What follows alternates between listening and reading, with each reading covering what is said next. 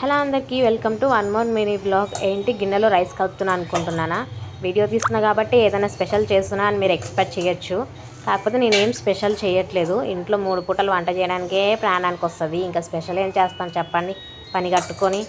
So రోజు ఎంతో కొంత రైస్ అయితే మిగులుతుంది. నిన్నైతే బాగా ఎక్కువగా మిగిలిందనమాట. మర్చిపోయి, అంటే సాటర్డే రోజు ఈవినింగ్ నేను రైస్ తినను, సో మర్చిపోయి వండాను అనమాట.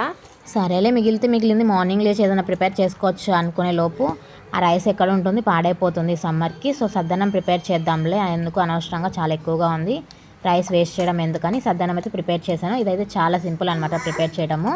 అండ్ రైస్లో పాలు అలాగే పెరుగు వేసి మిక్స్ చేయాలి. అలాగే మిర్చి ఉల్లిపాయలు కట్ చేసుకోవాలి. మిర్చి ఏమో ఘాట్లు పెట్టుకొని వేయాలి. అలాగే మూత పెట్టేసి ఓవర్ నైట్ అంతా ఉంచేసేయాలి.